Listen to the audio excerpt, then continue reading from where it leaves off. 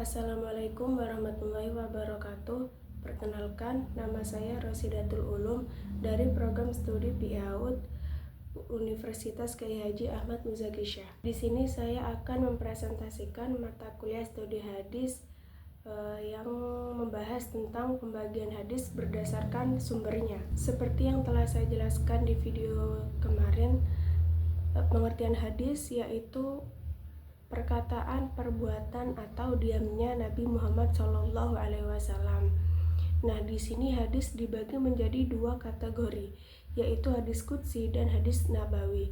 Perbedaan antara kedua hadis ini terletak pada sumber dan penyampaiannya.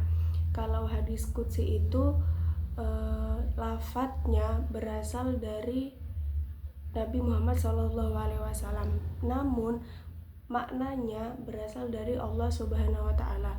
Sedangkan hadis nabawi, lafadz maupun maknanya berasal dari Nabi Muhammad SAW.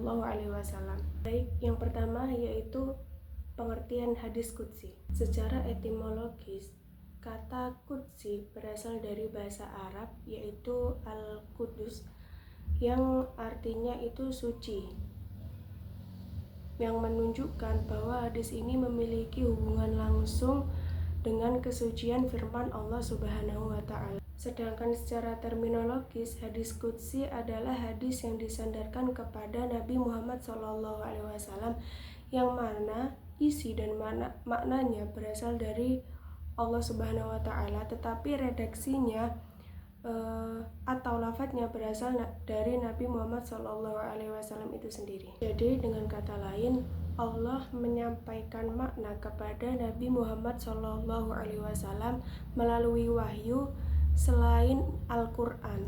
Lalu setelah itu Nabi Muhammad SAW menyampaikan dengan kata-katanya kepada umat manusia. Hadis qudsi berbeda dengan Al-Quran, walaupun keduanya berasal dari Allah Subhanahu wa Ta'ala. Perbedaan yang paling mencolok adalah bahwa Al-Quran itu bersifat mukjizat dan merupakan firman Allah secara harfiah yang diturunkan melalui Jibril dalam bentuk lafadz dan makna, serta ditulis dalam mushaf, dibaca dalam sholat, dan dijadikan sebagai sumber utama hukum Islam. Sementara hadis qudsi tidak memiliki aspek mukjizat dan tidak dibaca dalam sholat, tidak ditulis dalam mushaf, meskipun isinya tetap mengandung nilai-nilai ketuhanan yang luhur. Selanjutnya yaitu yang kedua, pengertian hadis nabawi. Nah, jika tadi hadis qudsi merupakan hadis yang maknanya berasal dari Allah tetapi lafadznya dari Nabi Muhammad SAW, maka hadis nabawi adalah hadis yang baik makna maupun lafadznya berasal dari Nabi Muhammad SAW sendiri. Dengan kata lain, hadis nabawi merupakan segala bentuk ucapan, perbuatan, ketetapan, dan sifat yang disandarkan kepada Nabi Muhammad SAW sebagai sumber kedua ajaran Islam setelah Al-Quran. Hadis nabawi ini memiliki cakupan yang sangat luas, sebab hadis ini mencerminkan tentang kehidupan Nabi Muhammad SAW sebagai uswatun hasanah atau suri tauladan yang baik dalam seluruh aspek kehidupan, mulai dari ibadah, muamalah, akhlak, dan kepemimpinan. Dalam hal ini, hadis nabawi tidak hanya menjabarkan tentang hukum-hukum, tetapi juga memberikan contoh konkret bagaimana Al-Quran diamalkan dalam kehidupan nyata. Melalui hadis ini, kita memahami bahwa perilaku jujur, sabar, tawadhu bukan hanya tuntutan sosial, tapi merupakan bagian dari agama. Hal ini menegaskan bahwa Islam bukan hanya agama ritual, tetapi juga agama yang mendorong terciptanya masyarakat yang beradab. Selanjutnya yaitu cara menerapkan hadis dalam pendidikan. Pendidikan anak usia dini merupakan tahap paling mendasar dalam pembentukan karakter dan nilai-nilai spiritual seorang anak, dan pada masa inilah kepribadian anak dibentuk melalui kebiasaan, pengulangan, keteladanan, dan pengalaman yang menyenangkan. Nah, oleh karena itu, menanamkan kecintaan kepada Allah dan Rasul-Nya sejak usia dini adalah langkah penting yang harus dilakukan secara sistematis dan penuh kasih sayang.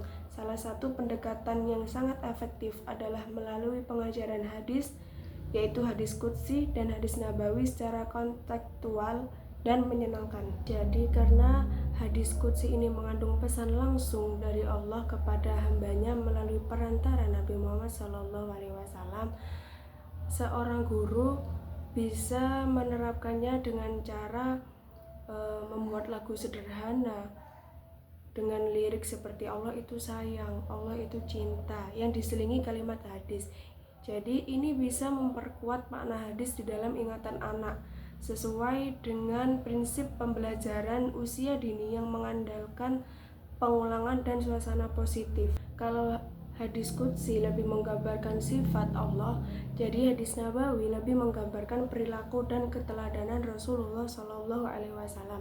Jadi anak-anak sangat mudah meniru. Oleh karena itu, menanamkan cinta kepada Nabi Muhammad bisa dimulai dari menceritakan bagaimana beliau bersikap baik kepada anak-anak. Contohnya hadis yang berbunyi, bukan termasuk golongan kami yang tidak menyayangi anak kecil dan tidak menghormati orang dewasa. Nah, orang tua juga bisa dilibatkan, misalnya dengan memberi tugas sederhana seperti membaca hadis bersama anak di rumah atau membacakan cerita Nabi sebelum tidur. Dengan demikian, cinta kepada Allah dan Rasulullah ditanamkan secara konsisten di dua lingkungan, yaitu sekolah dan rumah. Selanjutnya yaitu kesimpulan. Nah, jadi hadis nabawi dan hadis qudsi itu memiliki fungsi penting dalam pendidikan, terutama dalam membentuk karakter anak sejak usia dini. Hadis qudsi memperkenalkan anak kepada sifat-sifat Allah, sedangkan hadis nabawi memberikan contoh keteladanan Nabi yang bisa ditiru anak-anak dalam kehidupan sehari-hari. Mungkin hanya ini saja yang bisa saya sampaikan, kurang lebihnya mohon maaf. Saya Rosidatul Ulum. Wassalamualaikum warahmatullahi wabarakatuh.